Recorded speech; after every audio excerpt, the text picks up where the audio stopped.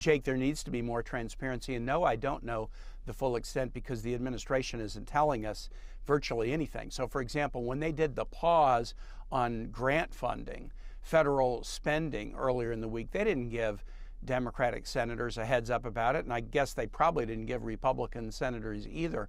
So we learned about it when we started to get calls in our office from veterans who could not access the portal at the VA to set up medical appointments, to Head Start agencies who weren't sure they could pay their teachers come Friday, to universities whose research projects were being threatened, to organizations that were working on refugee resettlement that suddenly couldn't get the phone answered when they called federal agencies. We've been having to assemble this like a jigsaw puzzle to see the extent of what the Musk activities have been. And we need to push back and we need to get information. So I'm encouraging any Virginian who's been affected by these things to let us know, because the administration isn't telling us and they're not telling the American public, but we're learning about it from our citizens.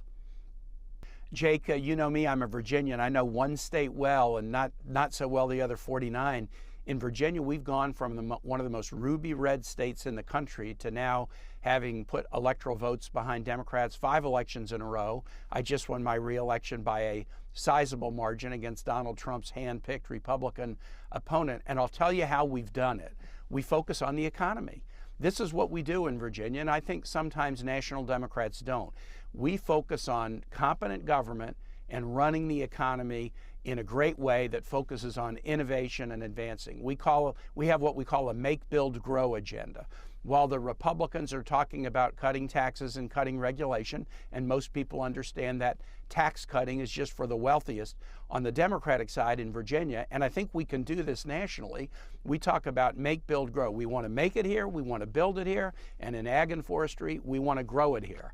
And the Dems have the results to back it up. It's just that so often Democratic candidates don't emphasize that.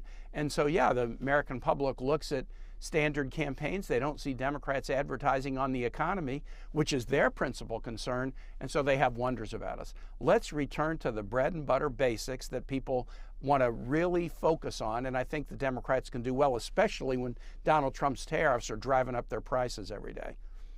By 1.8%. The last 2 Republicans that won the governorship in Virginia won by comfortable double digits.